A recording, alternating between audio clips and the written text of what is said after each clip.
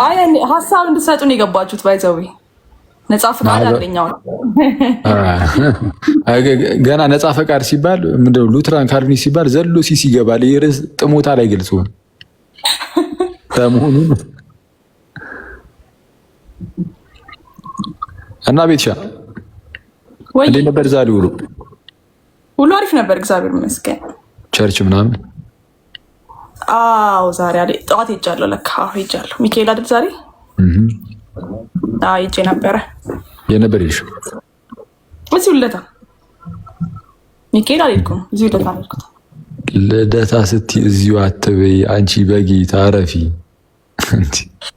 ቤት ታውቃለህ እንዴ? በምን አወቅ እንዴ? ሙርት ይዛለች እንዴ? የምሬን እኮ ነው። አንቺ ያለ ሰፈርሽ በቃ ሰግጠሽ ገግመሽ ዘልደታ ያልሽ አንቺን አዩኝ። ከእናንተና ጋር ለመጠጋጋት ነው። ምንድነው ያያላ ለማለት እንትና ለምት ያለሽ እንዴ? ኧረ እባክህ አንተ ሰውዬ ማይጠራ እንደዛ አላልኩም። እኔ በፊት እኮ ወንድም ናት ነበር መስሎኝ። የምር ያያ ዘልደታ እና ቤት ዘልደታ አውቀን ያ እንደዛ ነበር ይመስለኝ። እሱ ስላስተዋወቀኝም አንቺን ለመጀመሪያ ጊዜ ማርያምን በል እና ሰው እንዴ መቼ የት ስቀልር ነው እባክሽ። ለመጀመሪያ ጊዜ እንትን ነው እዛ ምንድን ነው የሆነ ቀሲስ ቤት በዛ ምግብ አስደገዝ ናቸው። አዎ ምግብ አለ ሲባል ደግሞ አንቺም አትቀሪም እንደ አሁን የዛን ቀን እንዴት ቤት በኩል እንደመጣሽ ራሱን አሁን ላይ ዝም ብዬ ቁጭ ብዬ ሳስበው እንቆቅልሽ ነው የሚሆንብኝ። ምን ልትሰሪ መጣሽ እስቲ አሁን እዛ አንቺም በጌታስ ምን ልትሰሪ መንፈሳዊ ተኮረችን ሊያቸው ምናምን ብዬ ሲሄድ ለካ ሌላ ጭዌ ላይ ናችሁ እናንተ። ሌላ ጭዌ ላይ ናችሁ ስትይ ሌላ ነገር እንዳይመስል ለሰው አብራሪው።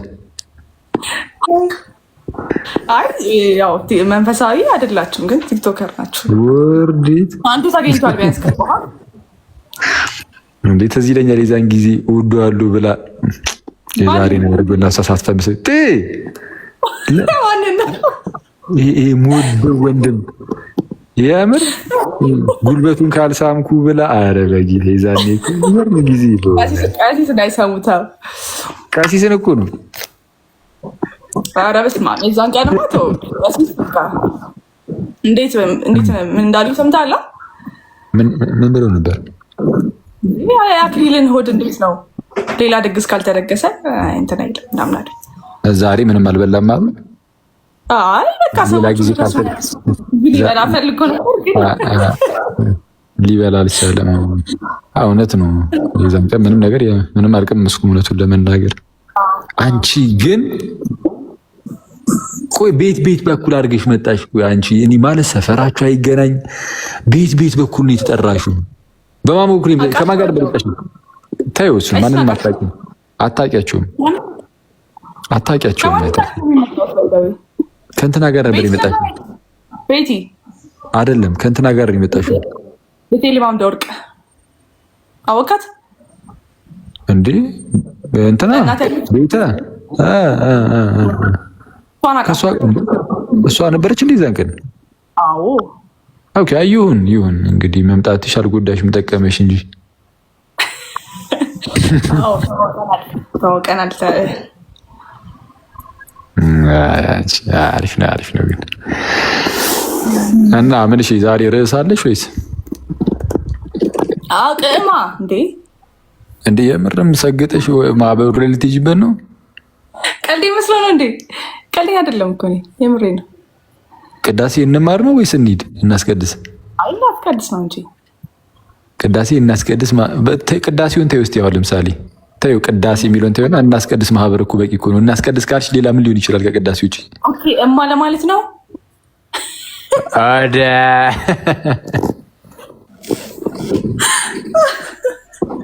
እማ አቻሪ ኧረ በለው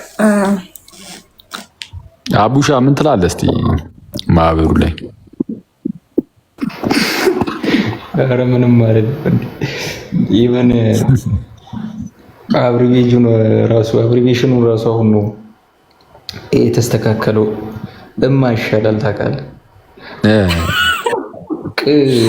ቅ ሲሆን እኔ ያለሁበት አካባቢ ላይ ጥሩ አይደለም። እንዴ ማለት ለምን? ከምን አንፃር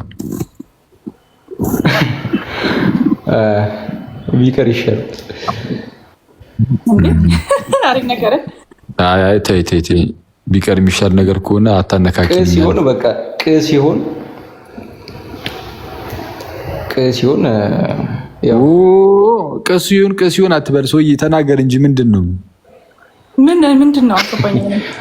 ቀሲዮን ብለህ እንዳትጀምር፣ ዝም ብለህ ጉዳዩን ተናገር። ሪፈር የሚያደርገው እዚህ የተለመደው በቃ ወይ እንቃ ምናምን ነገር ነው። አዳቂማ እኮ እስቀደም እኮ እያልኳት ነበረ።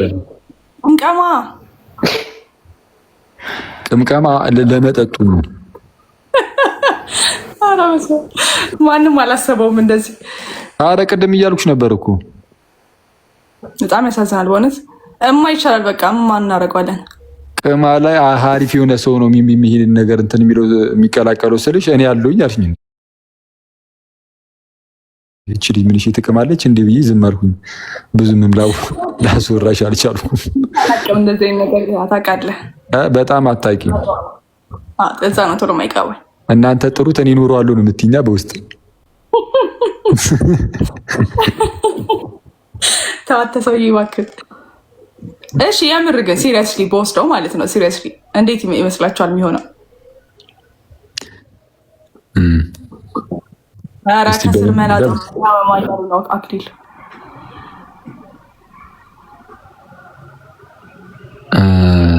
አስቸጋሪ ነው። እንደው በቃ እንትን ልበል ውጣ መሰለኝ። አንዴ አራወቅ በል እንዴት እንደምል ተናገር።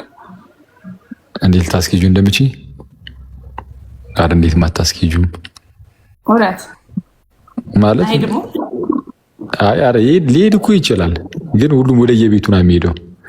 እንዴት ነው የሚሄደው? ይሄዳል በእውነት እንዴት ምን ይመጣል? አትቀድድ። የምሬን እኮ ነው። የምር ነው ግን እንዴት ይሄዳል ማለት ቆይ አንዴ እናስቀድስ። ማህበር እኮስ ማህበር ይሆናል። ከዛ በኋላ ዝም ብሎ ሚዲያ ላይ ያለ ማህበር ነው ወይስ ታች መሬት ላይ ያለ? አይ መሬት ላይ ያለ ነው እንጂ ትክክለኛ ማህበር ይሆናል። መሬት ላይ ያለማ ከሆነ ኖርማል ነው አይደለ? እንደዛ ኖርማል ነው። ስለዚህ ሊያዝግ ይችላል። እንደዛ ማለት ነው። ሰብሰብ ብሎ ማስቀደስ ምናምን ሊሆን ይችላል። ሰብሰብ ብሎ ለሁለት ሰብሰብ ብለሽ ልታስቀድሽ ነው። በጣም ብዙ ተቀላቀለው። አይዘው ሁለት አይደለንም ብዙ ነን። እናስቀድስ ማህበር ቀስ ብሎ እንቁረብ ማህበር ይሆናል ይላሉ ከታች። የንቁረቡን አይቼዋለሁ። ቪዲዮ ነሽ ሰርታለች። አለ እንደዛ። ቲንክ አይቻለሁ። አረ መልስላቸው አክሊል ከስር የዮሐንስ ወንጌል ለምን የተቋረጠው? ተቋርጦ አይደለም።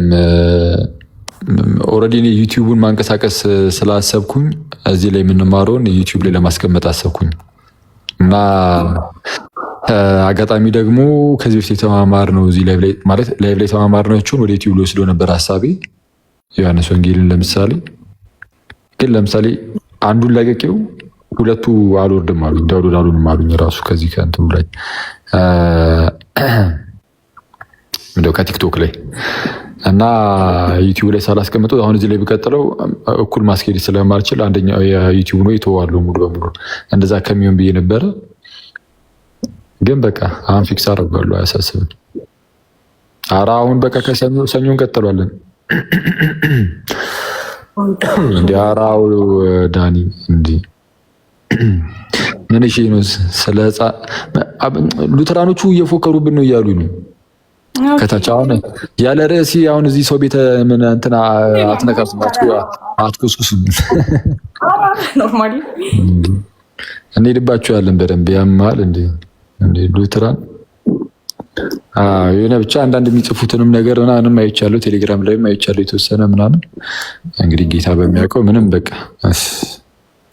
የልጅ አይነት ጽሁፍ ነው። አይ ይሰለቻል ምናምን ብቻ ሳይሆን ዝም ብሎ ምንም መልስ የማያስፈልገውም አይነት ዝም ብሎ እንደው የሆነ እንትን ነገር ነው።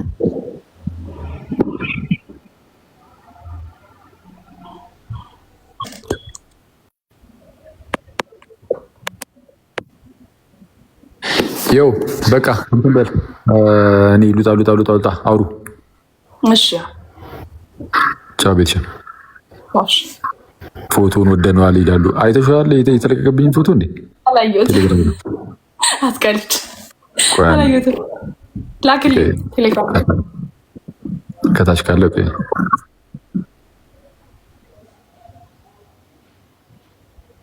የተለቀቀብኝ ስትል ግን ረላሽ የፈጠነ ቴሌግራም ላይ ልገቢ ነው ዘግተሽ ይንን አረባ ያ ነገር ይመስለው እኮስ የፈጠነ ቴሌግራም ላይ ልገቢ ይንን ስትሽ ሊንክ ልትፈልጊ። ኧረ ሰው ከፍቷል። በስመ አብ ሲሆን እኮ የሆነ ልጸልይልኝ ነበር የሚገባው ገባ ብለሽ ይከባድ ነው። እንትን ቴሌግራም ቻናል ላይ አለ። ቆይ ማውረድ እዛ ለጥፌው ነበረ። ማውረድ የምችል ከሆነ ቆይ ስላወረደውና በእንትን በግሪን ስክሪን ለእዚሁ ጋር ላሳይሽ። እሺ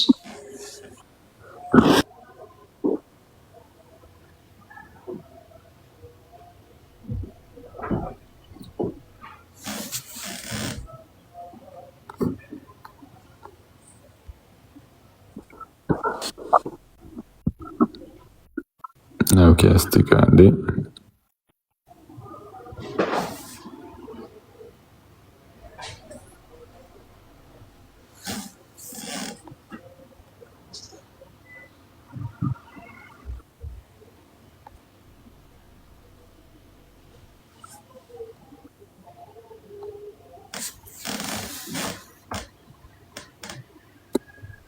ምን ነበር ምቻ ነው?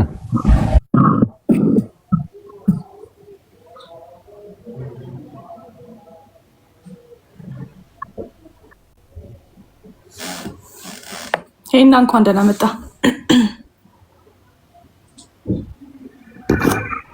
ምን ነበር ምቻ ነው? ግሪን ስክሪን ለማድረግ እኔ አላቅልም። መረን ያላቅም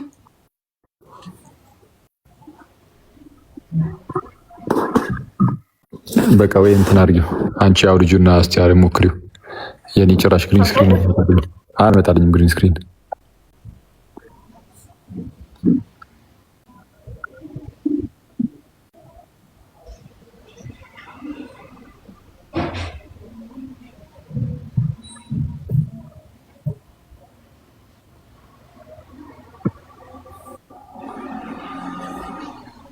ግሪን ከለር ምረጥ። የለም ወፍ የቱ ጋር ነው የሚመረጠው? ራሱ ነው ሴቲንግስ ላይ ቪዲዮን ተጭኖ ነበር በፊት።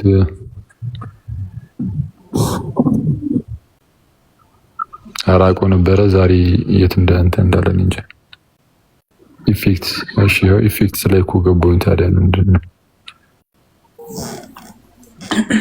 ኢፌክት? እሺ ከኢፌክት በኋላስ ግሪን ስክሪን የሚላለ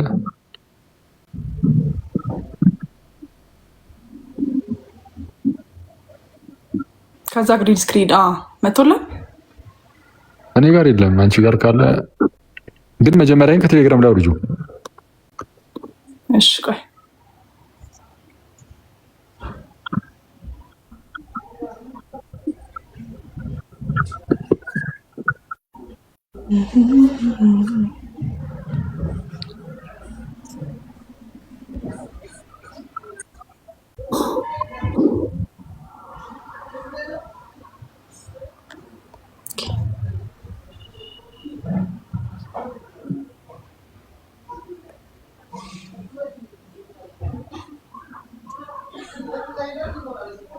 ሴትዮ በይ ቻው ቻው ቻው ቻው። አንቺ እንትን መሰረታዊ ችግርም አለብሽ።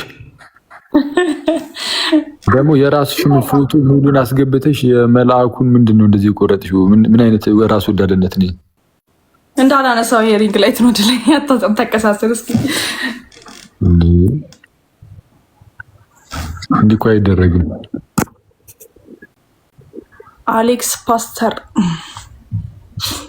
አትቆይም? ኦኬ የት? እዚህ ወፈራል። ምን አባቴ ሊሰራ ቆያለሁ? አይ በቃ ሊያወራክ ነበር መሰለኝ ብዬ ነው። ከታች ማን ነው? አሌክስ ፓስተር ይላል። አስገቢው እስቲ ትናንት ፈልጎ የነበረ መሰለኝ።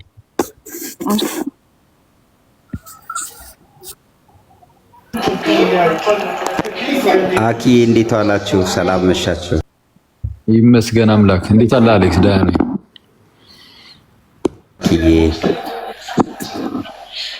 ቤቲ ሰላም ብያለሁ። ያው በአኪ ነው የመጣልኝ። ሰላም ብያለሁ።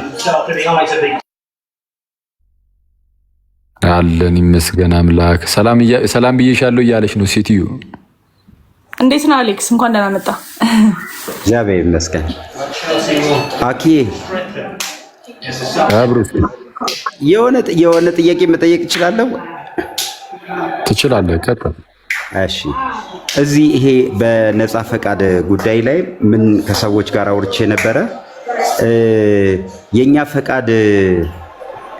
የኛ ፈቃድ ለመዳን የውሳኔ ስፍራችን እግዚአብሔር ረድቶን ነው ፈቃዳችንን የወሰንነው ወይስ በገዛ ራሳችን ፈቃድ ከወሰንን በኋላ እግዚአብሔር ረዳን?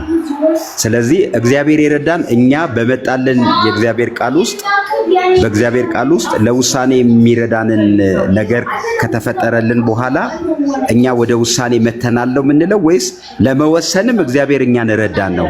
በቀደም አኪ እንደዚህ ብሎ አምኗል ምናምን ሲሉ እኔ አይ እንደዛ አይደለም ያለው ብዬ ተከራከርኩ ከሰው ጋር። እሺ እግዚአብሔር አስቀድሞ መርዳት አለበት ወይ? እንግዲህ አሁን የእግዚአብሔርን እርዳታ እንዴት እያሰብን ነው? አሁን ለምሳሌ የእግዚአብሔር እርዳታ እኛን ዳግም የመውለድ ጉዳይ ምናምን ከሆነ ወይም በሞት ውስጥ ሆነን ነፃ ፈቃድ ስለሌለን ወደ ህይወት የማምጣት ጉዳይ ምናምን እንደዛ እየታሰበ ከሆነ እንደዛ አይደለም የሚያደርገው። እሱ ነፃ ፈቃድን የሚጋፋ የሐሰተኞች ትምህርት ነው ብዬ ነው ማምነው እኔ። ግን የእግዚአብሔር እርዳታ ግን ሁሌም አለ። እንዴት መሰል አሌክስ? በየትኛውም መልካም ነገሮቻችን ውስጥ ሁሉ እግዚአብሔር ጣልቃ ይገባል ብለን እናምናለን። እኛ የትኛውም ከእኛ አንዳች እንኳን መልካም ነገር ቢታይ በቃ እግዚአብሔር ረድቶን ነው ብለን ነው የምንናገረው። እግዚአብሔር ረድቶናል።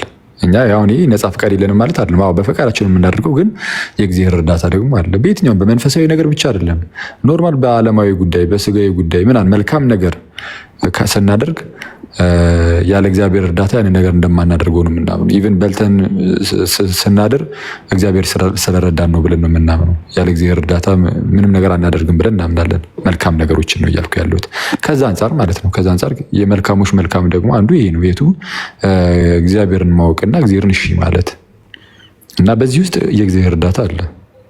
ስለዚህ ሁልጊዜም ቢሆን የእግዚአብሔር እርዳታ አለ፣ የእኛ ነፃ ፈቃድ አለ። የሁለቱ አይነጣጠልም፣ አንድ ላይ ነው የምናስኬደው። እንደዛ ነው ብራዘር። ስለዚህ እኔ ፐርሰናሊ ማምነውን ነገር ልንገርህ እስቲ ዝም ብዬ። ለምሳሌ ያህል አንድ ሰው ወንጌል የሮሜን ጥቅስ የእግዚአብሔር ቃል ቀርቦልሃል፣ ወደ ሰማይ ማን ይወጣል አትበል፣ ወደ ታችም ወደ ጥልቁ ማን ይወርዳል አትበል፣ ቃሉ ቀርቦልሃል። ስለዚህ ሰው በሚመጣለት የእግዚአብሔር ቃል ቅድመ ውሳኔ በልቡ ውስጥ ለሚያደርገው ነገር በገዛ ራሱ ይፈቅዳል እንጂ እግዚአብሔር በሰዎች ጣልቃ። አሁን አንተ ምንድን ያደረከው? በጠቅላላ ፈቃድ ውስጥ እግዚአብሔር መልካም ስለሆነ ሰዎችን ያገዛል። ኦፍኮርስ ሊሆን ይችላል። ግን በነገረ ድህነት ጉዳይ ላይ እግዚአብሔር ሰዎች በፈቃዳቸው በሰሙት ነገር መርጠው እንዲገቡ ሰዎች እድሉን ይሰጣቸዋል እንጂ ይሄ ለመዳን ያግዛቸዋል ብዬ ለማመን እቸገራለሁ። ብዙ ማስረጃ ጥቅሶች አሉ አይደል? ለምሳሌ ያህል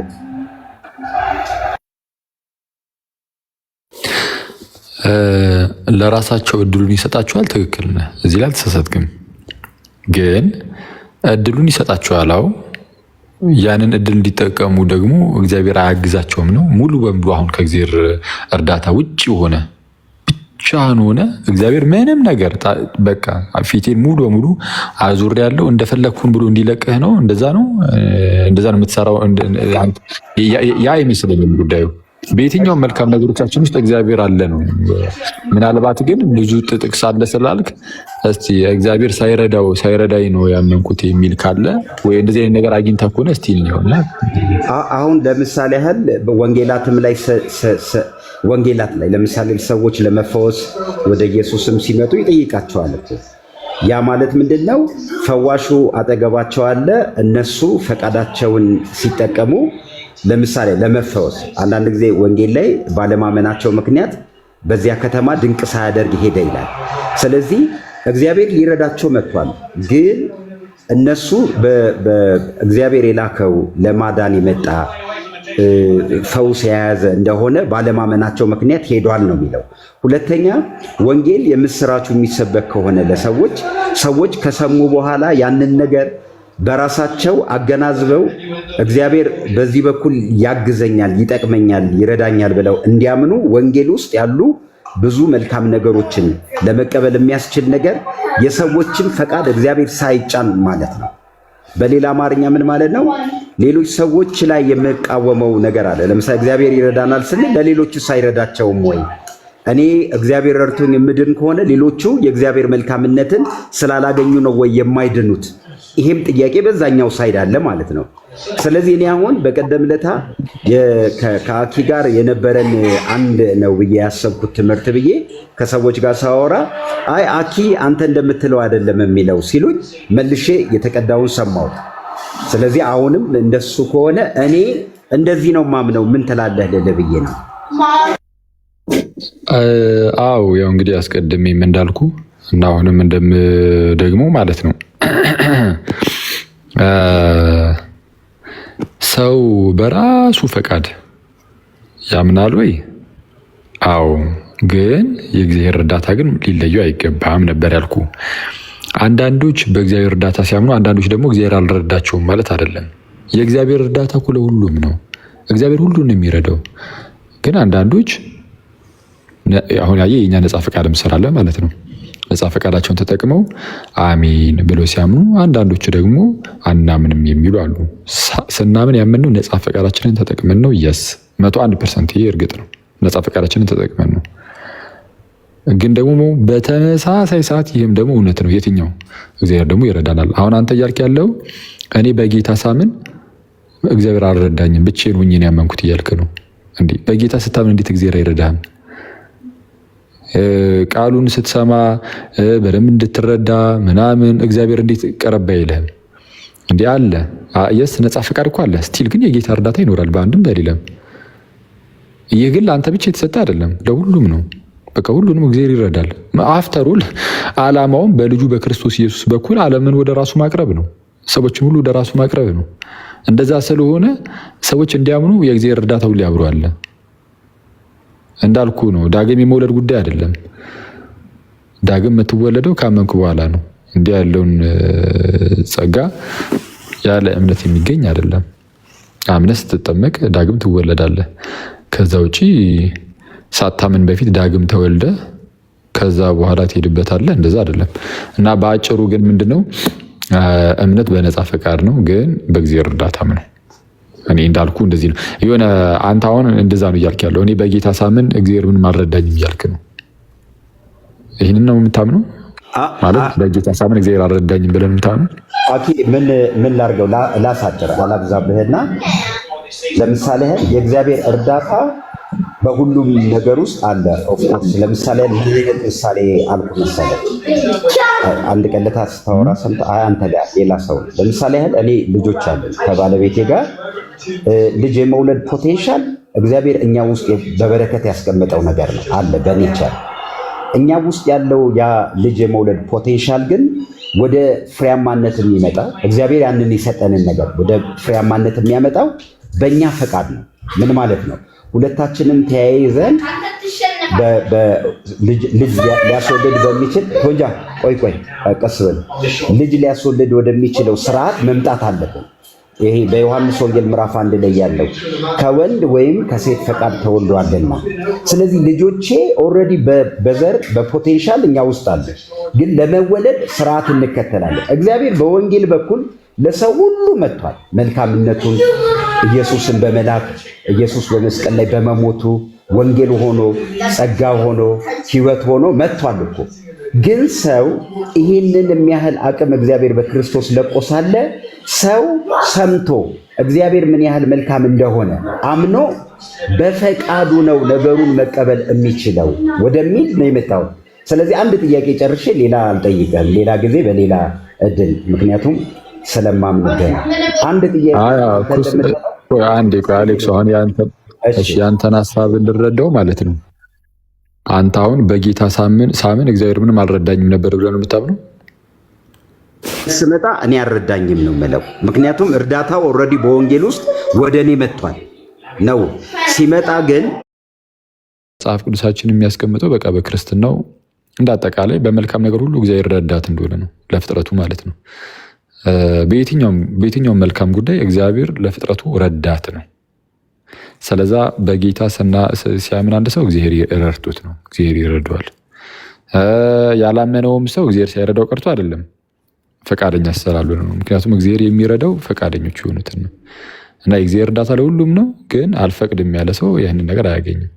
እና በፈቃዱ ሰው የሆነ በደንብ ኮኦፕሬት የሚያደርግ ከእግዚአብሔር ጋር እርዳታውን እያገኘ እየተገለጠለት ምናምን ያምናል። አየህ፣ ለዛ ነው አሁን እኮ የሊዲያንም ልቧን ሲከፍትላት ታያለ። እንዲህ ከዛ በኋላ ወደ እምነት የምትመጣው በክርስቶስ ወደ ማመን እግዚአብሔር ልቧን ከፈተላት ይላል።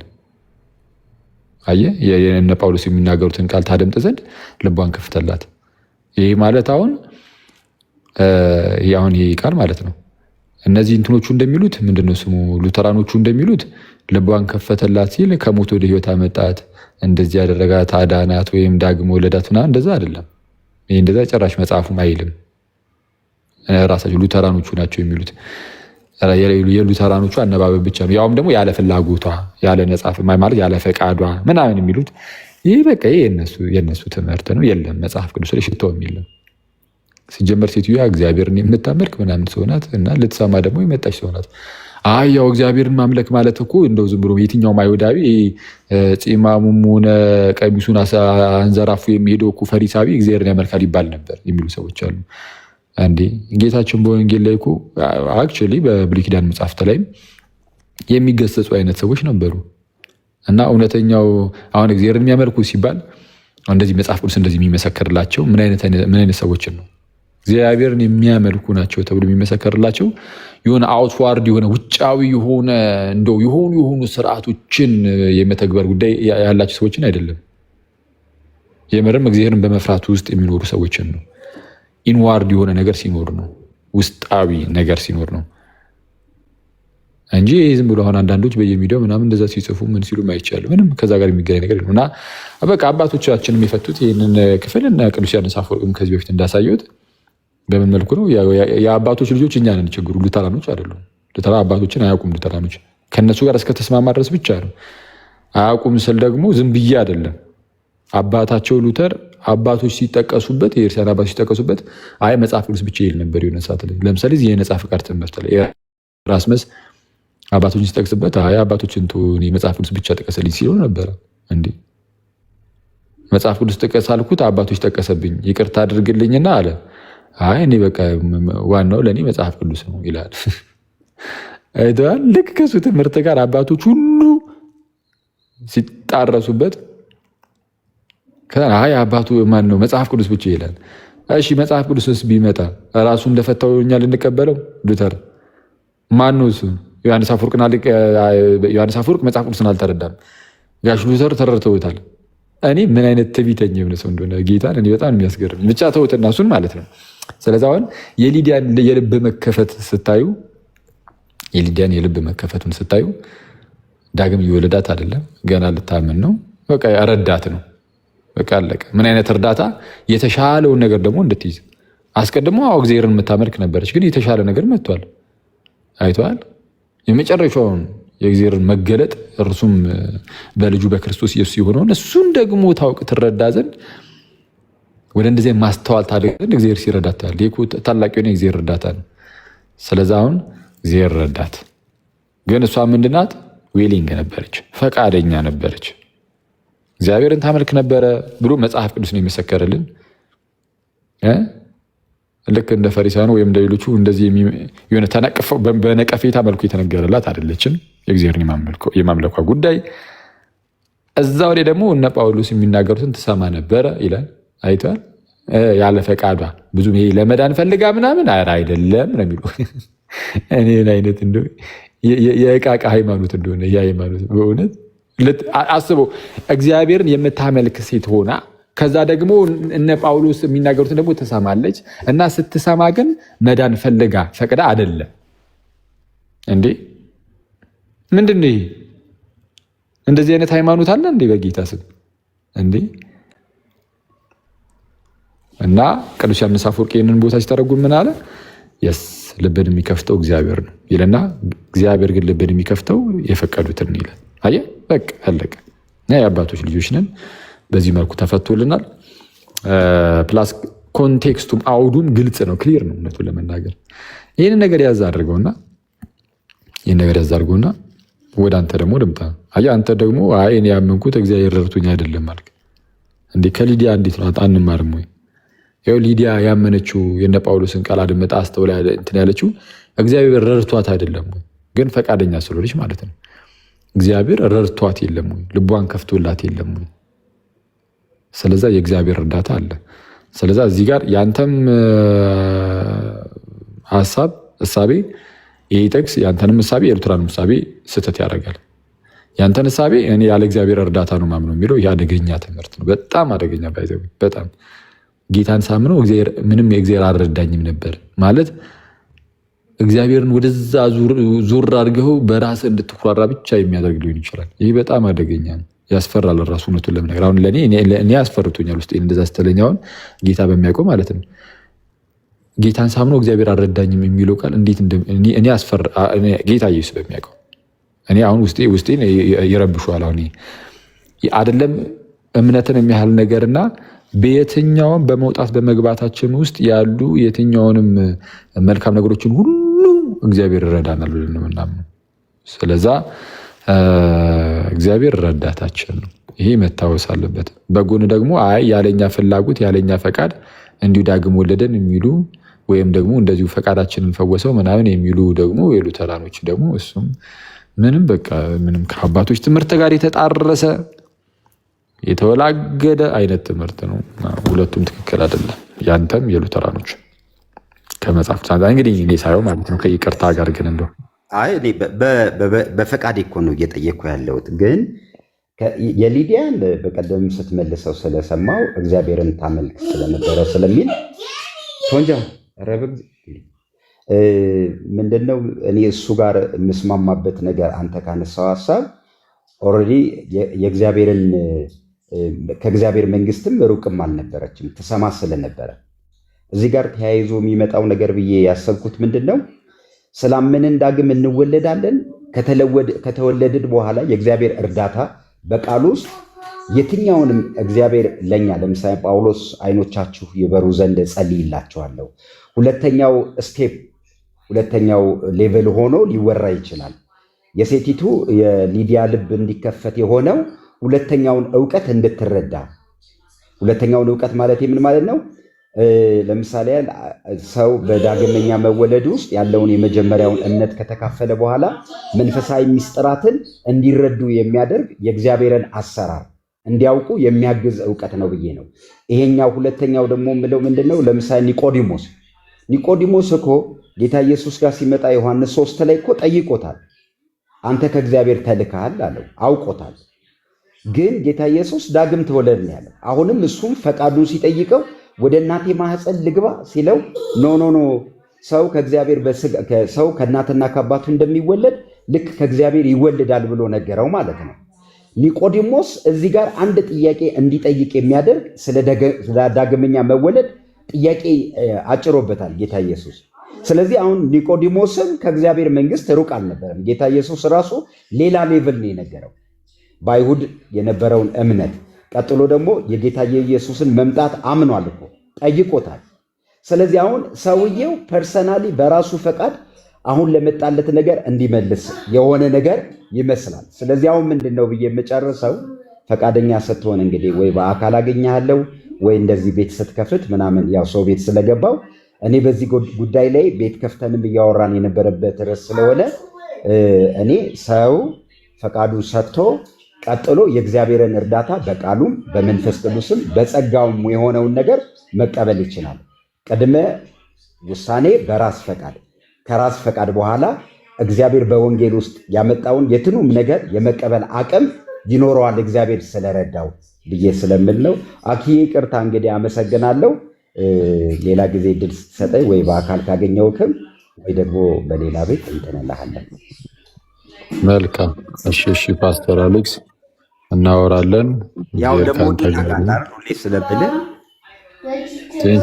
አመሰግናለሁ ብርስኪ። እናወራለን። ቤትዬ ቴንኪው አመሰግናለሁ። ቤት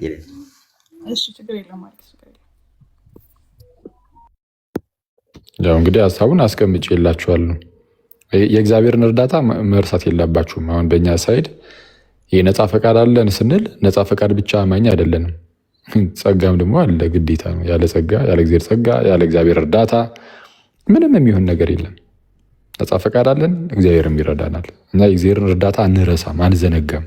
በየትኛውም ጉዳይ፣ በየትኛውም መልካም ጉዳይ እሱን ማውቃል። ይሄ ለማመንማ እንዴ በእግዚአብሔር ለማመን ግዴታ እግዚአብሔር ረዳት መሆን አለበት። የሆነ ሰው የሚያምን ከሆነ በቃ እግዚአብሔር ረድቶታል። እንዴ ዝም ብሎ የእግዚአብሔርን እርዳታ ዞር አድርገን እንደዛ ማለት አይደለም። ስለዛ እሱን ያዝ አድርጉ። ደግሞ ነፃ ፈቃድ ደግሞ የለንም ብላችሁ እግዚአብሔር እንደዚሁ በቃ ያለ ፍላጎት ወይም ያለ ፍላጎት ማለት እምቢ እያልክ ማለት አይደለም። በነገራችን ላይ ሉተራኖቹ እምቢ እያላችሁ ሳይሆን አክቹዋሊ እምቢ የምትሉ ብቻ ነበራችሁ። በእነሱ አስተምህሩ አሁን ኢሬዚስተብል ግሬስ የለም ይላሉ እንጂ ሁሉም ሰው አክቲቭ የሆነ ሪጀክተር ነው ይላሉ። ምን ማለት ነው? በቃ ሰው በተፈጥሮ እንግዲህ ከውድቀት በኋላ ማለት ነው እምቢ የሚል ብቻ ነው። አክቲቭሊ እምቢ ይላል። እምቢ አልፈልግም የሚል ነው። ምንን? ድህነትን፣ የእግዚአብሔርን ነገር፣ መንፈሳዊን መልካም ነገር ሁሉ እምቢ የሚል ነው። የሚቃወም ብቻ ነው። ሁሌም የሚቃወም ነው። እሺ ሁሌም የሚቃወም ነው። እምቢ የሚል ነው። ታዲያ እንዴት ይዳን ሰው? የእግዚአብሔር መንፈስ መጥቶ የሰውየውን ዊል ፓሲቭ ያደርገውና አሁን አንዳንድ ሰው አይ ራሱ ሰውየው ፈቃዱን ፓሲቭ ያደርጓል ይላሉ፣ ወይም ደግሞ ፓሲቭ የመሆን ደረጃ ላይ መድረስ ይችላል ይላሉ። ስለዚህ አንዱ ከአንዱ ተሻለ ማለት ነው። ይህንን ያወገዙት እነ ዋልተር እነ ፍራንስ ፒፐር ምናምን ያወገዙት የሉትራን ስኮላሮች ይህንን ነው። እንደዛማ ከሆነ ጸጋ ያዳነ እያየ ከአንተ እያየ ፓሲቭ መሆንህን አይቶ ያኛው ደግሞ ፓሲቭ ስላልሆነ ምናምን ከሆነ ከአንተ አንጻር ኮንዲሽናል ሆኗል ነገር ራሱ ጸጋ የማዳን ነገሩ ኮንዲሽናል ሆኗል። በአንተ ላይ ተመስርቷል። አንተ ፓሲቭ ስለሆንክ ነው፣ ከሌላው የተሻልክ ስለሆንክ ዳንኩ ያስብላል ብለው ይህንን ያወግዙታል። እንደዚህ አይነቱን ትምህርት ማለት ነው የሉትራን ስኮላሮች። ስለዛ ምንድን ነው ታዲያ በሉትራን ያለው ትምህርት ከተባለ ሲጀመር ፓሲቭ የሚያደርገውም ራሱ እግዚአብሔር ነው። ፈቃድን ራሱ መንፈሱ ማለት ነው። መንፈሱ ፓሲቭ ያደርጓል ማለት የማይቃወም የሆነ አክቲቭሊ እኮ የሚቀበል ምናምን ላይሆን ይችላል ማለት ዝም ብሎ የእግዚአብሔር ጸጋ መቀበል አይችልም ሰውየው አሁንም ቢሆን ግን እምቢ እንዳይል ያደርገውና እምቢ እንዳይል አድርጎት ከዛ በኋላ እዛው መንፈሱን ደግሞ ይሰራበታል። አሁን በሰውየው ፍላጎት አይደለም። አይተዋል። አሁን ይሄ መንፈስ እንዴት አድርጎ ነው ሲሰራበት የነበር ይነዘው ኢሬዚስተብል ካልሆነ እምቢ የማይባል አይነት መንፈስ መጥቶበት ካልሆነ ሰውየው እኮ ባይ ዲፎልት በቃ እንደዚሁ እምቢ የሚል ነበረ። ባይስ ኔቸር ያ ሰውዬ እምቢ የሚል ነበር። ግን ከቁጥጥሩ ውጭ በሆነ መልኩ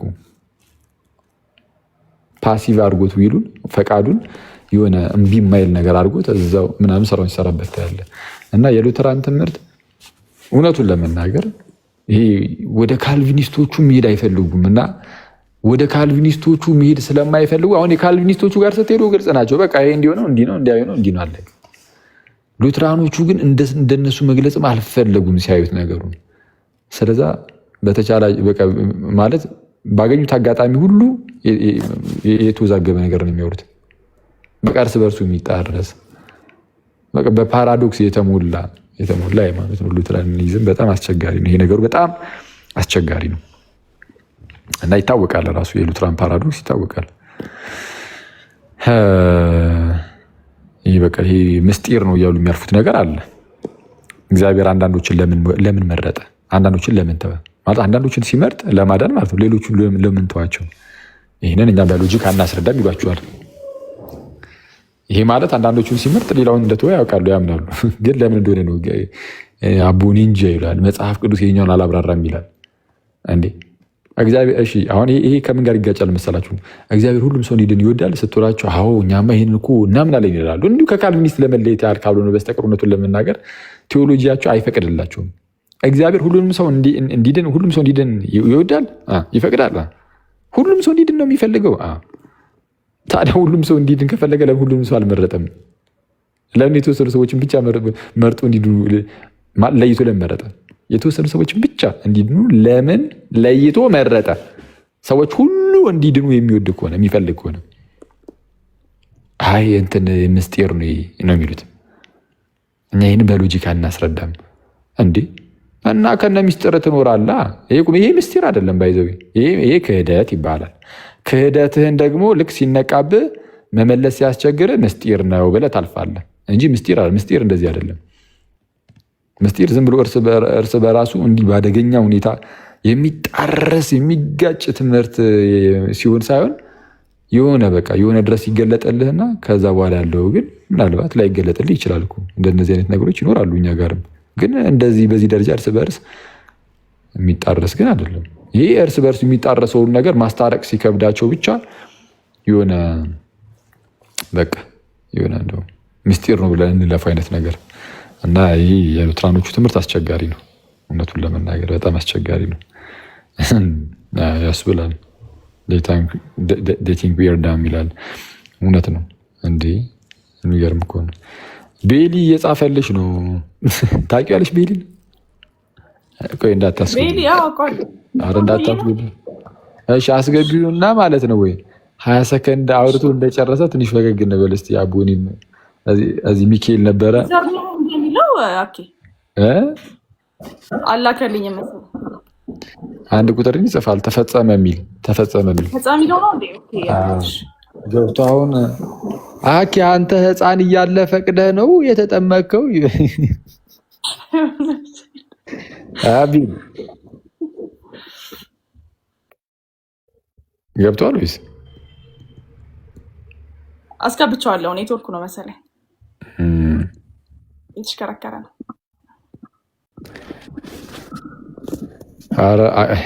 ቤሊ ብራብን ይላሉ። አረ ልናወራው አይደለም ዝም ብለን አንድ 10 ሰከንድ 20 ሰከንድ ሰምተነው ትንሽ ፈገግ ብለን ደግሞ እንጨርስ ብዬ ነው። ያብ እኩል ታሳየን ነበር ፎቶህን። ያብ እንዴ ወንድ እኮ ነው። አረ ወይኔ ጉዴ የኔ ነገር። አረ ተፈጸመ። ያብ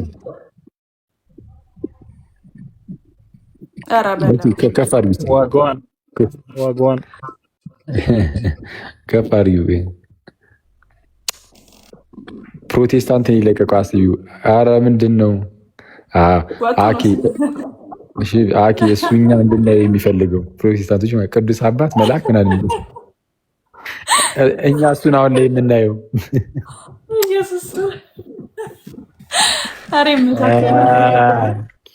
ያበደን ይጸድ ነው። ኧረ በለው አንድ የሆነ ቪዲዮ ማየት ነበረ። ቆይ እስኪ ተንባሩ ድጋሚ ካገኙት ቤሊ ካለ ላክልኝ። ሪኩዌስት በወንዶች ጉዳይ ተሰርቶብኝ አብቹ እኮ የሚለው እኔን አረግኝና ማለት ነው የእኛ ቤተ ክርስቲያን ያኛውን ሰው እያድርጎት የምን አባቢቹ ነው ወሮ በላ ጥፋ ከዚህ ብሎ ያባሩ ማለት የምን አይነት ቀልድ ነው? ከባድ ነው ይሄ ግን አንደኛ ነው። በስመ አብ ይሄ አንደኛ ነው። አሪፍ ነው። ተመስገን ነው እውነት። እኔ እንደው በፕሮቴስታንቱ ሳይድ አትሊስት እንደው አሁን ላይ እንደ ሴንስ ኦፍ ሂውመር ያላቸው አንዳንድ ልጆች መነሳታቸው ቢያንስ ጥሩ ነው። እንዳስተምሩ ላይ እንኳን የሉበትም ቢያንስ እንዴ አንቺ በፊት እኮ በጣም ደረቅ ነበረ የእንትኑ የፕሮቴስታንቱ እንትን አስተምሩ ላይ የሉበትም፣ ቀልዱ ላይ የሉበትም። እንዲህ በኩስትር ነው ጠቅላላ አስተምሮ ቢሆን እሺ። አንቺ ጌታን በጣም አስቸጋሪ ነበረ። አሁን አሪፍ ነው ቢያንስ እነዚህ ልጆች እንደምንም ዝም ብሎ ወደ ክርስትና መልሱ እዚሁ ላይ ባሉት ላይ መጨመር ነው። በእርግጥ እኛ ጋር ዘጭ ነው እንደዚህ የሚሰሩ ልጆች ዘጭ። ቦርናጌን ራሱ ቤሊ ነው እንዴ? ሌላ ሰው አይመስለኝም አይደለም። እኔ እንጃ እስቲ አላውቅም። ቆይ አንዴ እኔ አስገቢው ችግር የለውም ይግባና ከሆነ ወራው ካልሆነ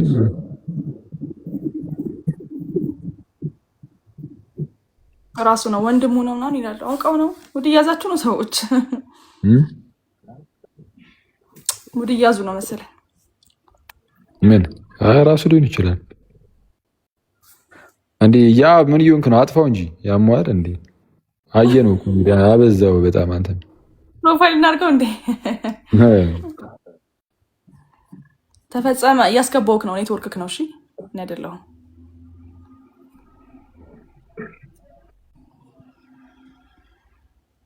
ገብተሃል እኮ አክሊ አለ ቤሊ ወይ አይሰማም እንዴ? ቤሊ ይሰማል?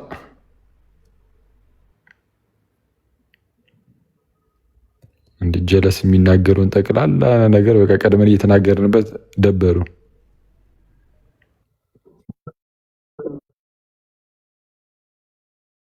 እሱን ነገር እንዴት አደረጋችሁት? እንገልኝ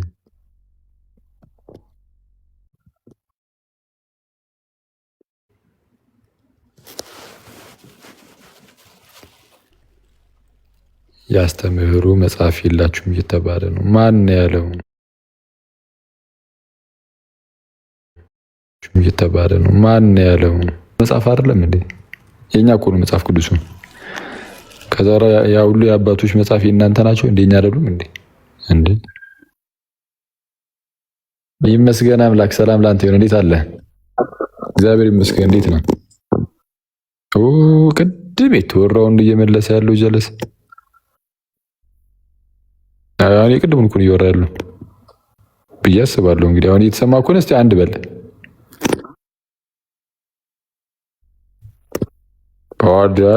እስቲ ሁለት በል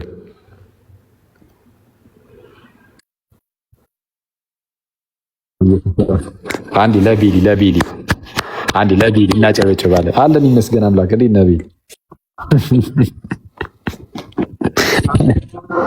አለን ይመስገን አምላክ። እስቲ የሆነ አንድ 20 ሰከንድ ልቀቂብን እስቲ የሆነ ነገር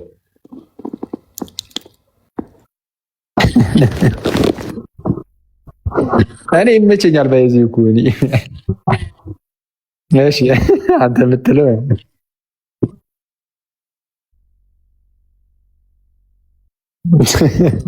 ሕፃን እያለ ስትጠመቅ ፈቅደ ነው ይበልኝ።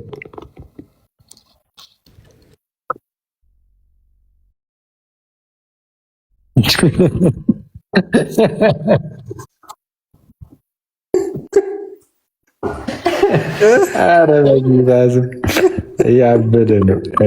አይሰማም የሱ እየተባለ ነው። በእናትህ እስቲ እንትን አድርገው ሚዩት አድርግና አንሳው። እንትን በለው እስቲ መልሰው ሚዩት አድርገህ ድጋሚ መልሰው። ኧረ በጌታ እዚህ እያደከመኝ ነው ጋይስ፣ መስማት ነበረበት።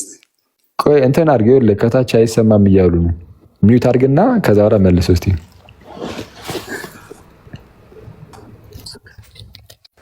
አክሊል አለ ሚዩት አድርገህ እንደ የለውም እንደ አልሰማም እኔ አንተም አለ። አይ የቤት አይሰማም ሲሉ ነው እኮ ቤሊ እንትን አድርገህ እኮ አልኩህ። አይሰማም እንደ ሚዩት አድርገህ መልሰው ደግሞ ክፈተው። አይሰማም እያሉ ነው ከታች። አንተን ክፈተው አሁን እስታወራል። ከታች ያላችሁ ወገኖች ይሰማል፣ ወገኖች ይሰማል። አዎ ይሰማል እያሉ ነው። አሁን ይሰማል እና ጥያቄ ያዛጌ ነበር ይችላሉት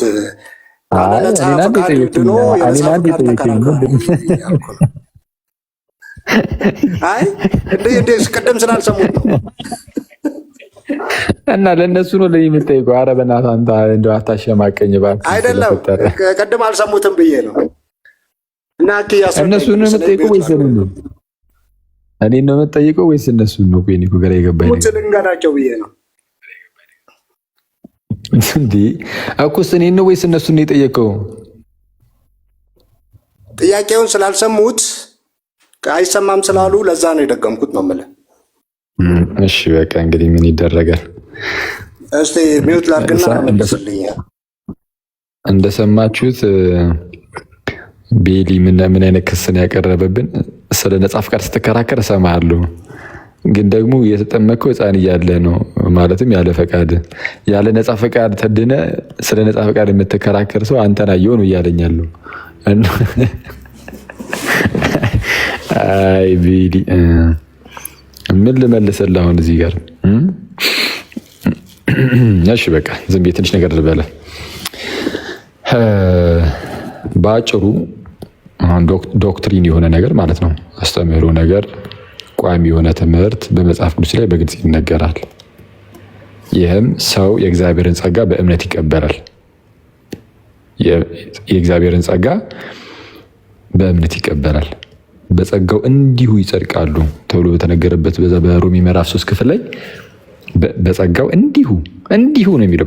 እንዲሁ በጸጋው ይጸድቃሉ በተባለበት ክፍል ላይ እዛው ጋር ቀጣዩ ጥቅስ የምትለው ምንድነው? እርሱንም እግዚአብሔር በእምነት የሚገኝ በደሙም የሆነ ማስተሰሪያ አድርጎ አቆሞ ነው የሚለው እና በእምነት የሚገኝ ነው የእግዚአብሔር ጸጋ። ወይም ደግሞ ኤፌሶን ምዕራፍ 2 ላይ እንደተነገረን በበደላችሁና በኃጢአታችሁ ሙታን ሳላችሁ ብሎ ይናገርና ሙታን በነበርንበት ሰዓት በበደላችን በኃጢአታችን ሙታን በነበርንበት ሰዓት ከክርስቶስ ጋር ሕይወትን ሰጣችሁ። ከማን ጋር? ከክርስቶስ ጋር። ምን ሕይወትን በቃ እንዲሁ ተሰጥቶን ነው ሰጣችሁ ይልና በምን በጸጋ ድናችኋልና ይላል። በጸጋው ድናችኋል፣ በጸጋ ሕይወትን ሰጥቷችኋል፣ በጸጋው ድናችኋል ይልና ግን እንዴት ነው ጸጋው ያዳነን ስትሉ እዛው ቁጥር 8 ላይ ዝቅ ይልና ጸጋው በእምነት አድኗችኋል ይላል። በምን? በእምነት። በእምነት ነው በቃ እግዚአብሔር ጸጋ የምንቀበለው ከተባለ በቃ አለቀ። ይህንን የዳግም ልደትን ደግሞ ነገር የምናገኘው ደግሞ ጸጋው የሚሰራው እዛ ጥምቀት ውስጥ ሆነን ነው። ይሄ በቃ መጽሐፍ ቅዱሳችን ይናገራል። ሰው ከውሃ እና ከመንፈስ ካልተወለደ በቀር ብሎ ስለተናገረ ስለ ዳግም ልደት በሰፊው ሲናገር በጌታ ኢየሱስ ጥምቀት ለዳግም ልደት እንደሆነ እናውቃለን፣ እንረዱዋለን። እሺ ታዲያስ ሰው ደግሞ ለመጠመቅ ግዴታ ማመን አለበት የሚለውንም ደግሞ መጽሐፍ ቅዱስ ይናገራል። ልክ ሐዋርያት ሥራ ምዕራፍ 8 ላይ ኢትዮጵያዊ ጃንደረባ ላይ እንደምናየው ነው። ኢትዮጵያዊ ጃንደረባ ወንጌል ይሰበክለታል በፊልጶስ ማለት ነው። እና ወንጌል ተሰበከለት፣ እየተጓዙ ነበረ እና ውሃ አየ። ውሃ እንዳልጠመቅ የሚከለክለኝ ምንድን ነው አለ። አሁን እንዳልጠመቅ የሚከለክለኝ ምንድን ነው? እንዳትጠመቅ የሚከለክለ አንድ ነገር ሊኖር ይችላል፣ እርሱም አለማመን። ስለዛ ፊልጶስ ምን አለው? በፍጹም ልብህ ብታምን ተፈቅዶልሃል አለው። ዳግም ልደት በጥምቀት ውስጥ ነው። መጽሐፍ ቅዱሳችን እዚህ ላይ ግልጽ ነው። ዳግም የምትወለድበትን ይህንን ጥምቀት ደግሞ ለመጠመቅ ግዴታ በፍጹም ልብ ማመን አለብህ። ስለዛ ዳግም ከመወለድ በፊት ልታምን ይገባል። በቃ ይህ ቋሚ ትምህርት ነው። የትኛውም ሰው አሁን ለየትኛውም ሰው የእግዚአብሔርን ቃልን ስንናገር በዚህ መልኩ ነው አስተምረ ነው ምናምን፣ ከዛ በኋላ ያምናል፣ ይጠመቃል፣ ይድናል፣ አለቀ። ይህ ነው። ህፃናት ላይ ሲሆን ግን ኤክሰፕሽናል ነው። አሁን ባለፈው ኤክሰፕሽናል ነው ስል ህዝቡ አይረዳውም። ኤክሰፕሽናል ነው አልከ። ስለዚህ ህፃናትን ማስጠመቅም አለማስጠመቅም መብት ነው ማለት ነው እያልክ ነው ነገር ብለው ተረዱት። እንደዛ አይደለም። ኤክሰፕሽናል ነው የሚባለው ህፃናት መጠመቃቸው አለመጠመቃቸው አይደለም። የእግዚአብሔር ጸጋ ገና በልጅነታቸው ለእነርሱ በጥምቀት ውስጥ መሰጠቱ ነው ኤክሰፕሽናል የሚያደርገው። የእግዚአብሔርን ጸጋ የሚካፈሉበትን መንገዱ ነው ኤክሰፕሽናል እንጂ የህፃናት ጥምቀትማ አክቹዋሊ ቀኖና ነው። አዎ ዶግማ አይደለም። ምንም ዶግማ ነው ብላ ቤተክርስቲያን ያስተማረችበት አንድም ጥቅስ የለም። ህፃናትን ማጥመቅ ግን ቀኖና ነው፣ ግን ትልቅ ቀኖና ነው። ስለዚ የትኛውም ሰው ደግሞ ይፈጽመዋል። ቀኖና ነው እና ይጣስ የሚባል ነገር የለም። ስለዛ ግዴታ ነው እናደርጓለን። ምንም እንኳን ዶግማ ባይሆንም የህፃናት ጥምቀት ማለት ነው። እሱ እንዳለ ሆኖ ግን ማለት ነው አሁን ትልቁ ጉዳይ እሱ ሳይሆን ኤክሰፕሽናል ነው የተባለው የትኛው ፓርት ነው? የእግዚአብሔርን ጸጋ መካፈያው መንገድ ላይ ነው። እሱ ነው እያልኳቸው ያሉት። ለምሳሌ አንድ ህፃን ልጅ ቢሞት ገና ሳይጠመቅ በፊት ማለት ነው የእግዚአብሔር መንግስት አይወርስም ብለን ደምድመን አንናገርም። ስለዛ እግዚአብሔር ቢያድነው እርሱን ያዳነበት መንገድ ኤክሰፕሽናል። ወይም ደግሞ ተውት፣ ህፃናት ቢሞት ባይሞት ምናምን አይደለም። አንድ ሰው አመነ እንበል፣ አመነና እዛው ሰማዕትነትን ተቀበለ። አሁን ይህ ሰው ይድናል። እና እንዲህ ያለው ጥምቀት በደም የሆነ ጥምቀት ነው። ተቀባይነት አለው በእግዚአብሔር ዘንድ። ይህ ይታወቃል በታሪክ ውስጥ ማለት ነው። ስለዚህ አሁን እንደዚህ ያለው ነገር ምንድን የሚባለው?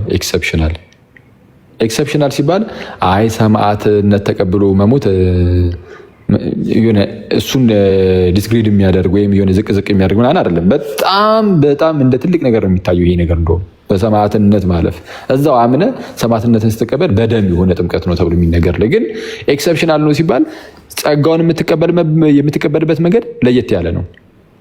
እንዴት ነው? ቀጥታ የምርም የጥምቀት ስርዓቱን አልፈጸምክም እኮ፣ ግን በጥምቀት ውስጥ የሚሰጠውን የእግዚአብሔርን ጸጋ ለነዛ ለሰማዕታት እግዚአብሔር ይሰጣቸዋል። አየው፣ ይሄ መንገዱ የተለየ ነው። አሁን ይሄኛው መንገድ በቋሚነት አስተምህሮ ዶግማ ተደርጎ መጽሐፍ ቅዱስ ላይ ብዙም አታየውም። አሁን ኤክሰፕሽናል የሚባሉት ልክ እንደዛ ሲሆን ማለት እንደዚህ አሁን በዚህ መልኩ። የህፃናት ግን መጽሐፍ ቅዱስ ላይም በጣም አለ የህፃናት መጠመቅ እንዳለባቸው የሚያሳይ ማለት ነው። ስለዛ አሁን እነዚህ ኤክሰፕሽናሊ የስ እንቀበላለን እንደዚህ የእግዚአብሔርን ጸጋ። ይሄ ለክርስቲያን ልጆች ነው። ቋሚው ትምህርት ግን ምንድነው ከተባለ ወንጌል ይሰበካል፣ ሰውየው ይሰማል። ምክንያቱም ወንጌል ስበኩ የሚል እኮ ታላቅ የሆነ ተልእኮ ነው የተሰጠው። ወንጌል ስበኩ የተባሉ ደግሞ ለክርስቲያን ህፃናት ልጆች አይደለም፣ ህፃን ወይም ደግሞ ለየትኛውም ህፃን ልጅ አይደለም፣ ለሚሰማ ሰው ነው፣ ለሚያገናዝብ አይተዋል፣ ለሚያገናዝብ ሰው ነው። ስለዛ ወንጌል ስበኩ የሚል ቃል ስላለ ትሰማለህ፣ ከዛ ታምናለህ። ወንጌል ኦኬ። አሁን እኮ ካለ ፈቃዱ ሳያምን እንዲጠመቅ ከሆነ እድሜ በታች ያለ ሰው ምናምን የሚል የመጽሐፍ ቅዱስ ቃል አለ ወይ? አሁንም ቤተክርስቲያን በምንም መንገድ በፈለገች አለ መጽሐፍ ቅዱስ ያለ ሳያምን እንዲጠመቅ ትእዛዝ ካለ ሰው ሳያምን እንዲጠመቅ ትእዛዝ ካለ ሰው ኢየሱስን አምኖ ነው የሚጠመቀው። ሰው ሳያምን እንዲጠመቅ ትእዛዝ ካለ እስቲ ያሳየን። ቆይ አንዴ፣ ሰው ሳያምን አይጠመቅም? አምኖን የሚጠመቀው ሰው ይቅርታ፣ ሰው አምኖን የሚጠመቀው ብለህ ታምናለህ? አዎ ኢየሱስ ክርስቶስን አምኖ ነው የሚጠመቀው። እሺ የእግዚአብሔርን ጸጋስ የሚያገኘው አምኖ ነው ወይስ ከማመኑ በፊት? ኦኬ ስለ ጥምቀት ነው የምናወራውና ሰው አምኖ የእግዚአብሔርን ጸጋ የሚያገኘው አምኖ ነው ወይስ ከማመኑ በፊት ነው እየጠየቅኩት ያለሁት። ሰው ኢየሱስን አምኖ ነው የሚጠመቀው። ማጥመቅ ከየተመጣችሁ ነው ጥያቄ። እኔም እኮ እሱን እኮ ነው ላስረዳህ የፈለግኩትና እሱን ሳስረዳ አሁን በምጠይቀህ ጥያቄ በኩል አድርጌ ስለማስረዳ ለዛ ጥያቄ መልስ። ሰው የእግዚአብሔርን ጸጋ የሚቀበለው አምኖ ነው ወይስ ሳያምን ነው? ኢየሱስ ክርስቶስን አምኖ መጀመሪያ ቃሉን ይሰበካል። ካለ ሰባኪስ እንዴት ይሰማሉ እንደሚል ቃሉን ይሰማል። ከሰማ በኋላ ጸጋው በእምነት ያድነዋል ማለት ነው። ስለዛ ከጸጋ በፊት እምነት ይቀድማል። አሁን ወደዛ ውስጥ አሁን የጥምቀቱን ለመሸሽ ፈልገ ነው? አይደለም። ከጸጋው እምነት ይቀድማል አይቀድምም? ሳያምን ይጠመቃል የሚለውን ከጸጋው እምነት ይቀድማል አይቀድምም? ጸጋው በእምነት አድኗቸዋል ነው የሚለው። ሰው መጀመሪያ አምኖ እግዚአብሔር በጸጋው መጀመሪያ ተመስገን። እንደዚህማ መለሱ እንጂ አሁን እኮ ፕሮቴስታንቱ እዚህ ሚዲያ ላይ ተጨነቀ። ይህንን ጥያቄ መመለስም መፍራት ጀመሩ። ለማንኛውም እሺ ሰው አስቀድሞ ያምናል፣ ከዛ በኋላ ይድናል ወይም ዳግም ይወለዳል። አሁን ወደ ህፃናት ጥምቀት ደግሞ ልመለስ። ወደ ህፃናት ጥምቀት ስመለስ በትእዛዝ ደረጃ እንዳልከው በቋሚነት በቃ ሰው ቅድምም እንዳልኩ ምንም ኢትዮጵያዊ ጃንደረባም እንደተነገረው ማለት ነው በፍጹም ልብህ ብታምን ተፈቅዷል የተባለው። ይህንን ጥቅስ በደንብ ያዙ። በፍጹም ልብህ ብታምን ተፈቅዷል። ምን ጥምቀት የተፈቀደው በፍጹም ልብህ ብታምን ነው ተብሏል። ባይዜ ለዛ ነው ያመነ የተጠመቀም የተባለው። ለዛ ነው ጌታ ኢየሱስ እንደዛ ያለው። ለዛ ነው ምክንያቱም የሚጠመቀው ያመነ ሰው ነው መሆን ያለበት። ስለዚህ ፊልጶስ ምን አለው? በፍጹም ልብህ ብታምን ተፈቅዷል። የኢትዮጵያ ጃንደረባ ደግሞ መልሶ ምን አለ? ኢየሱስ የእግዚአብሔር ልጅ እንደሆነ አምናለሁ አለ። ስለዚህ አዎ ግዴታ ማመን አለብህ። ይሄ ግን ስለምንድን ነው? ስለማን ነው የተወራው? ስለ ህፃናት ነው አይደለም። ስለማን ነው? መጀመሪያ ቆይ እዚህ ላይ እንስማማ። ይሄ ነገር የተወራው ስለ ህፃናት ነው ስለ አዋቂዎች ነው? በእድሜ ተከፋፍሏል የጥምቀት ትእዛዝ ይሄ አሁን የወንጌል ስብከት ጉዳይ ላይ የተከፋፈለ ነው። ከምን አንጻር የጥምቀት ትእዛዝ በእድሜ ተከፋፍሏል? የእምነት ጉዳይ ላይ ነው አሁን እያወራሁ ያለሁት። እምነት ከመስማት ነው ስለሚል አንደኛ አይደለም ለመጠመቅ ግዴታ ማመን አለብህ ተብለሃል። ማመን አለብህ ግዴታ የሚል አይነት ይሄ ቃል ያለው ለህፃናት ነው የተቀመጠው ወይስ ለአዋቂዎች ነው እያልኩ ያለሁት። ምክንያቱም እምነት ከመስማት ነው ስለሚል መስማትም በእግዚአብሔር ቃል ነው ስለሚል ህፃናት የእግዚአብሔርን ቃል ሰምተው ያምናሉ እንዴ? ንገረን እንጂ ሚውተን አንሳውና ንገረን።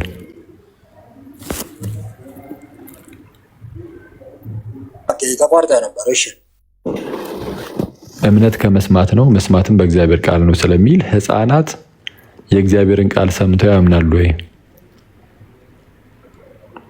አያምኑም። ጭራሽ ጥምቀት የሚባል ነገር ሰው ካላመነ ጥምቀት ተብሎ ወደ ጥምቀት መሄድም የለበትም።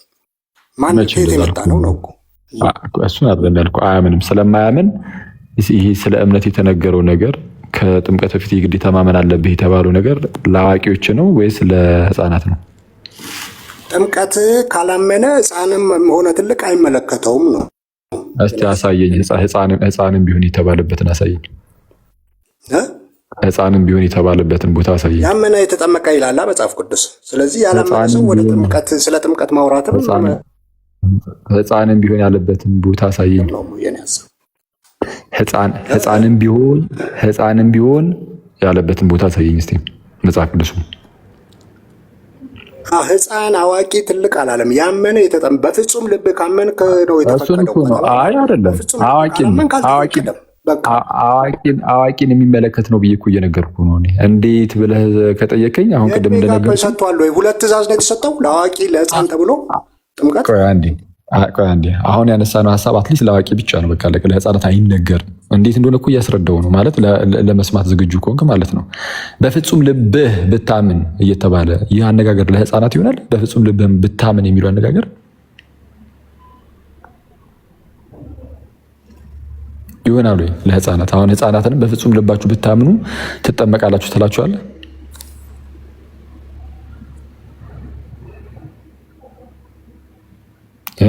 ቢል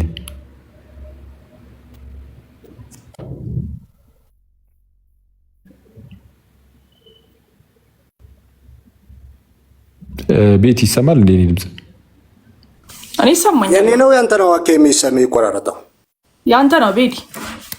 የኔ ነው። አይ በፍጹም ልብ ካመንክ የሚለው ጋር ነበር የተቋረጠው። ሰው በፍጹም ልቡ ካላመነ አይጠመቅም። እኩስ አንዴ ቆይ፣ ህፃናትን ለምሳሌ በፍጹም ልባችሁ ብታምኑ ትጠመቃላችሁ ትላችኋለህ? ስለ ህፃን ጭራሽ እንዲያምንም እንዲጠመቅም የሚባል ነገር የለም መጽሐፍ ቅዱስ ላይ። አዋቂዎችንስ በፍጹም ልባችሁ ብታምኑ ትጠመቃላችሁ ትላችኋለህ? አዋቂዎችማ ወንጌል ስለሚሰሙ ወንጌል ሰምተው ስለሚያምኑ ነው ይጠመቃሉ የተባለው። እሱን እኮ ነው የምልህ። ስለዛ ይህ ቃል የተነገረው ለህፃናት ሳይሆን ለአዋቂ ነው ያልኩህ እኮ ለዚህ ነው። አየህ ራስህ አመጣኸው። ህፃናትን አይሆንም። ህፃናት ጥምቀት የሚባል ነገር ከየት መጣ? ማለት ህፃናት ከዚህ ዕድሜ በታች ኢየሱስን ሳያምኑ አጥምቋቸው። አሁን እሱን ላስረዳ ነው። እስካሁን ድረስ ምን አይነት ኮመን ግራውንድ ላይ ደርሰናል መሰለህ? ይህ ለመጠመቅ የግዴታ ማመን አለብህ የተባለው ነገር ስለ ህፃናት የተወራ ሳይሆን ስለ አዋቂዎች የተወራ እንደሆነ ተማምነናል። አሁን ህፃናት ታዲያ ምንድን ነው? የህፃናት ላይ ልዩ የሚያደርገው ነገር አለ ወይስ እስኪያድጉ ተጠብቆ ነው ይህ ነገር የሚሆነው ምናምን ነገር ካልክ አሁን እሱን ነው ልናይ የምንችለው። ህፃናት ገና ህፃን እያሉ የእግዚአብሔርን ጸጋ መቀበል ይችላሉ? ይቻላል ማለት እግዚአብሔር ጸጋውን አይከለክላቸውም ህፃናትን። ማን ነው ውስጥ አሁን እግዚአብሔር ለህፃናት ጸጋውን አይሰጥም እንዴ? ማን ያለ? ህፃናትን እንዴት ምንድነው? ክርስቶስ ሲመጣ ለማዳን የመጣው አዋቂዎችን ብቻ ነው እንዴ? አሁን ያ ለአዋቂ እንደሆነ ተማምነናል። እመኑ የሚለው ምክንያቱም እምነት ከመስማት ስለሆነ አዋቂዎች ናቸው እንጂ ሰምተው የሚያምኑት ህፃናት ስላሉ ነው። እግዚአብሔር ማነው? ጌታ ኢየሱስ ሊያድን የመጣው አዋቂዎችን ብቻ ነው፣ ህፃናትን አይደለም ማለት ነው። ስለዚህ በእርሱ ቤተክርስቲያን ውስጥ በጌታ ቤተክርስቲያን ውስጥ በጌታ መንግስት ውስጥ ህፃናት የሉም ማለት ነው።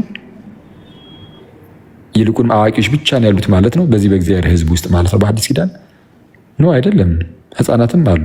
ታዲያ እንዴት ይሆናል ከተባለ አንድ የሆነ ሰው አምኖ በፍጹም ልቡ አምኖ ቢጠመቅ እና ግን ቤተሰቦች ካሉት ህፃናት ልጆችም ካሉት አብሮት መጠመቅ ይችላሉ ነው። ለዛ ነው በመጽሐፍ ቅዱሳችን ላይ የተለያዩ ቤተሰቦች ተጠመቁ እያለ ሲያስቀምጥ የምናየው፣ ከነ ቤተሰቦች ሁሉ ተጠመቁ እያለ ሲያስቀምጥ የምናየው። በብሉይ ኪዳን ከዚህ ቀደም እንደነገርኩ ምንድነው የአይሁዳውያን ህፃናት ልጆች ተገርዘው እንደሚያድጉት ማለት ነው። የሐዲስ ኪዳን ህፃናት ልጆችም ተጠምቆ የሚያድጉት አለቀ እንዴ።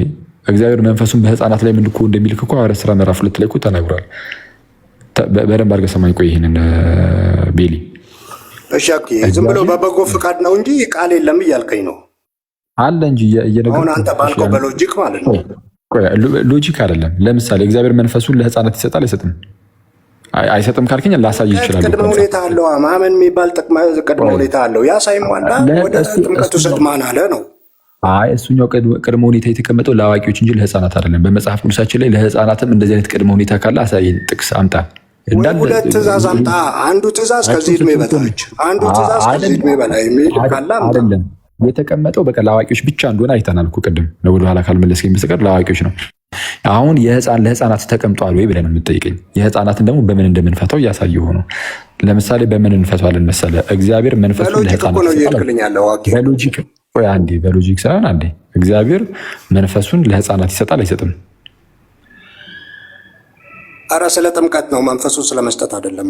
አረ ስለ ጥምቀት ነው የማወራህ። አንድ ጊዜ ብቻ ይህንን ታግሰ መልስ። አዎ እኮ ርዕሱን ባልቀይረውና ጌታ ሳያምን ከዚህ እድሜ በታች ሳያምን ሰንበዲ ይጠመቅ የሚል ነገር ካለ እንስማማለን። እሺ እንዴት? እሺ ከጥምቀት ጋር እንደሚገናኝ ልንገርህ። ከዛ በኋላ የሙግት ሀሳብ ካለ እሰማለሁ። ለምሳሌ በሐዋርያት ሥራ ምዕራፍ 2 ላይ እንደተነገረው ይሄ በኢዩኤል ላይ የተነገረውን ምንድነው ስጋ በለበሰ ሁሉ ላይ ከመንፈስ ያፈሳሉ የሚለው ቃል ሲፈጸም ምንድነው ልጆቻችሁ እንዲህ ያደርጋሉ፣ አዋቂዎቻችሁ እንዲያደርጋሉ፣ ጎበዞቻችሁ እንደዚህ ያደርጋሉ ምናምን እየተባለ የተነገረበት ክፍል ማለት ነው። አሁን ልጆችንም እዛ ጋር ያካትታል እና ሁሉንም የእድሜ ክፍል ያስቀምጣል። የራስ የአዲሱ መደበኛ ትርጉምንም ካየው እዛው ጋር ማለት ነው። እዛ ፉትኖቱ ላይ አዳጉ ላይ ምን ብለው ያስቀምጣሉ? በቃ የእግዚአብሔር መንፈስ ያለምንም የእድሜ ልዩነት እንደሚወርድ የሚያሳይ ነው ይላል።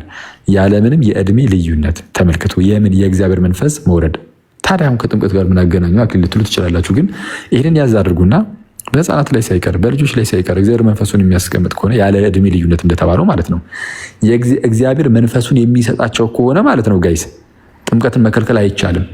ለዚህ ማስረጃ አለ። አዎ የት? እዛው ሐዋርያት ሥራ ምዕራፍ 10 ላይ የቆርኔሌዎስ ቤተሰቦችን ካስታወሳችሁ መንፈስ ወረደባቸው። ከዛ በኋላ ጴጥሮስ ምን ብሎ ነበር ደግሞ የተናገረው?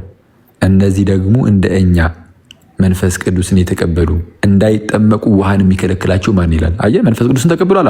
በቃ እንዳይጠመቁ ውሃን የሚከለክላቸው ማንም የለም ይላል። ስለዛ እግዚአብሔር መንፈሱን ለህፃናት የሚሰጥ ከሆነ እንዳይጠመቁ ውሃን የሚከለክላቸው ማንም የለም። አንተ ልትከለክል ልትመጣ ትችላለህ። እግዚአብሔር ግን አጋጭቶ ይመልሳል እንጂ አንተ በእግዚአብሔር ላይ እንትን አትልም፣ አትበረታበትም። በቃ ማንም ሰው እግዚአብሔር ከተቀበሉ ያንን ሰው አንተ ጥምቀትን እከለክላለሁ ብትል በቤት እዛው አዳራሽ ውስጥ አላጠምቅም ብለህ መብት ነው፣ እንደፈለክ እንትን ልትል ትችላለህ። በጌታ ቤተክርስቲያን ውስጥ ግን ማንም አይከለክልም፣ አይችልም፣ መብቱ የለውም በጌታ ቤተክርስቲያን ውስጥ። ምክንያቱም እግዚአብሔር ኦልሬዲ ህፃናትን እንደሚቀበል ነግሮናል። መንፈሴን በህፃናት ላይ ሳይቀር እልካለሁ ብሏል። ስለዛ ህፃናትን አንድ ጊዜ እግዚአብሔር ከተቀበለ እኛ መከልከል አንችልም። ይሄኛው ሙግት ግን ገብቷችኋል አይደል? ስለ ህፃናት ጥምቀት በጣም ጥሩ ሙግት ነው ብዬ አስባለሁ። በደንብ አድርጋችሁ ስሙ። እግዚአብሔር መንፈሱን ለህፃናት እንደሚሰጥ አሳያችሁ። ሐዋርያት ሥራ ምዕራፍ 2 ላይ የኢዩኤል ተጠቅሶ እንደተነገረው የራሳቸው አዲሱ መደበኛ ትርጉም ሳይቀሩ የሚናገረው ከታች ያለ እድሜ ልዩነት መንፈሱን እንደሚሰጥ ይናገራል ይላል። በደንብ አድርጋችሁ ስሙ።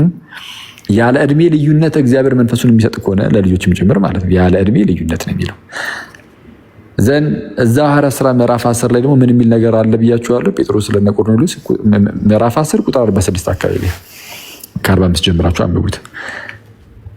ልክ መንፈስ ቅዱስ በነዛ ላይ በነ ቆርኔሌዎስ ላይ ወርዷል እና እንዳይጠመቁ ውሃን ይከለክላቸው ዘንድ የሚችል ምንድን ነው? ማን ነው? እንዳይጠመቁ ውሃን የሚከለክላቸው ማን ነው ብሎ ሲናገር የተናገረበት ዋናው ምክንያት እዛ ጋር የተገለጸው ማለት ነው። እንደ እኛ ደግሞ መንፈስ ቅዱስን የተቀበሉ ነው የሚለው። ስለዚህ አሁን መንፈስ ቅዱስን አንድ ሰው መንፈስ የሚሰጠው ከሆነ በቃ ኦልሬዲ በቃ እግዚአብሔር ተቀብሎታል ነው፣ እሱን ያሳያል። እግዚአብሔር የተቀበለውን ሰው ደግሞ አትጠመቅም ማለት አትችልም። ማለት ማንህና ምን አግብቶ አስበዋል? እግዚአብሔር እኔ ተቀብያለሁ እያለ ነው አላጠምቅም ሲል እኔ በጣም እኮ እኔ ሳስቡት ማለት ነው የቴዎሎጂ ትዕቢተኛ ማለት ፕሮቴስታንቲዝም ነው ማለት ከቴዎሎጂ አንጻር ስታዩት ልቡ ብጥ ያለ ምንም ባለማወቅ የታወረ ግን ልቡ ብጥ ያለ ፕሮቴስታንት ነው። በቃ እንዴት እግዚአብሔር እኔ ተቀብያለሁ ሲል አይቻልም፣ አይጠመቅም። እንዲህ ምን አግብቷችሁ በጌታ ስም እንደ እግዚአብሔር ከተቀበለ ልጆቹን መብቱ ነው። እንዴ የራሱ አንድ ደቂቃ ላውራ። እኔ ደግሞ ገብቶኛል ያልከው ነገር ለምሳሌ አሁን አንተ የተናገርከው ነገር ለምሳሌ አንደኛ በፍጹም ልብ ካመንክ ተፈቅዷል የሚለውን ባያምንም እኛ እንፈቅድለታለን ብለህ ከዛ ቆርኔሌዎስን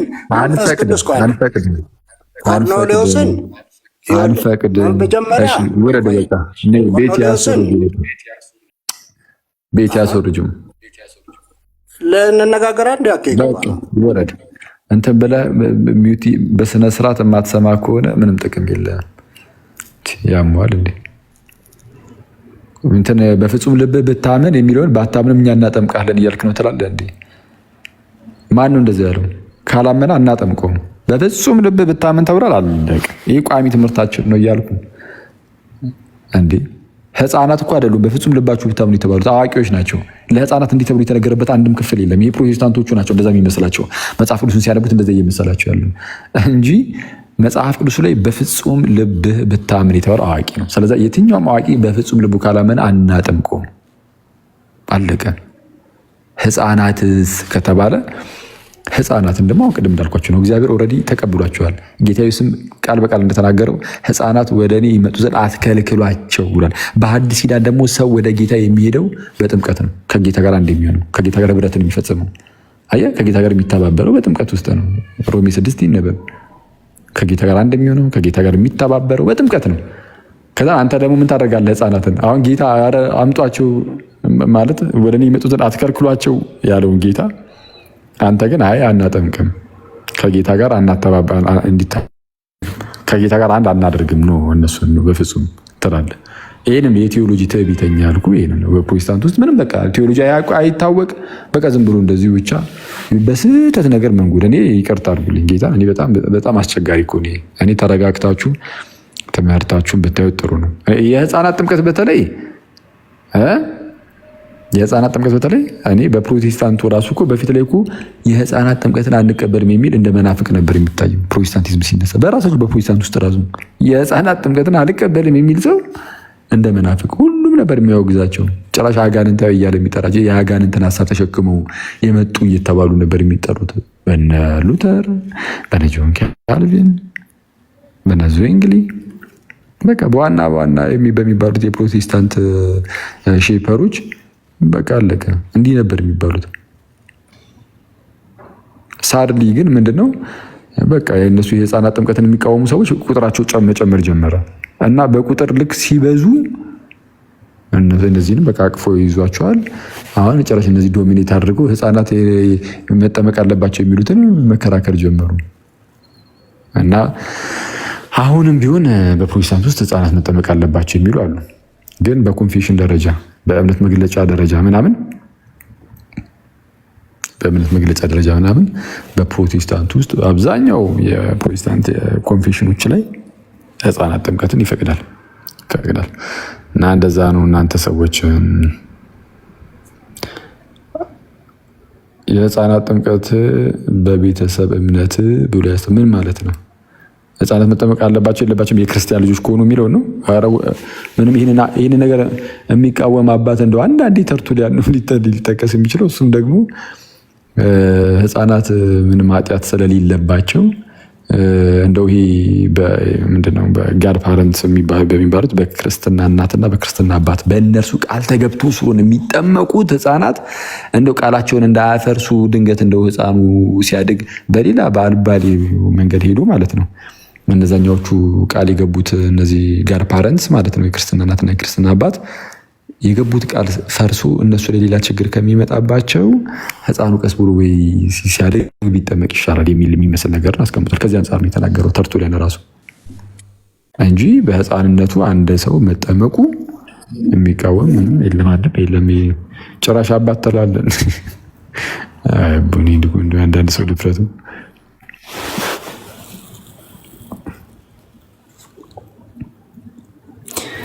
እሺ አዲስ ሮበሊ ወይ ሰላም ላንተ ይሁን። እንኳን ደህና መጣ። አመሰግናለሁ ወንድሜ። ጸጋና ሰላም ይብዛላችሁ።